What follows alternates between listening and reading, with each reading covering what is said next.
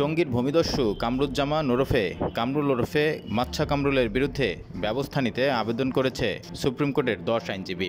বুধবার রেজিস্ট্রি ডাকযোগে দুর্নীতি দমন কমিশনের চেয়ারম্যান, পরিবেশ অধিদপ্তরের মহাপরিচালক ও গাজীপুরের জেলা প্রশাসক বরাবর এই আবেদনটি করা হয়। আবেদনে উল্লেখ করা হয়, দখল করা খাল বিল সহ সরকারি সম্পত্তি উদ্ধার ও আইন অনুযায়ী কামরুল সহ জড়িতদের বিরুদ্ধে পদক্ষেপ নেওয়া হোক। সেই সঙ্গে আবেদনে কামরুলের অবৈধ সম্পদের উৎস অনুসন্ধান করতে দুদককে অনুরোধ করা হয়েছে। আবেদনে আরও বলা হয়, সুপ্রিম কোর্টের আইনজীবীরা জনস্বার্থে যে কোনো বিষয়ে মামলা দায়ের করার অধিকার রাখে। দৈনিক কালবেলায় চলতি বছরের 31শে জানুয়ারি জমি খাল গিলে খান রহস্যময় কামরুল ও 17ই ফেব্রুয়ারি 4000 কোটির সরকারি জমি সেই কামরুলের পেটে শিরোনামে প্রকাশিত দুটি প্রতিবেদনের ভিত্তিতে প্রয়োজনীয় পদক্ষেপ নিতে এই আবেদন করা হয়েছে বলে উল্লেখ করা হয়েছে।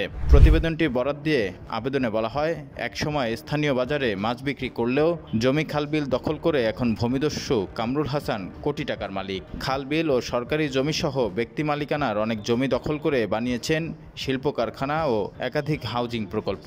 এরই মধ্যে ছায়াকুঞ্জ আবাসন প্রকল্পের নামে 2700 মৌজার 26 বিঘা আয়তনের ধনাই বিল ভরাট করে ফেলা হয়েছে। বর্তমানে দারাইল মৌজার বেগুনি বিলও দেদারসে ভরাট চলছে।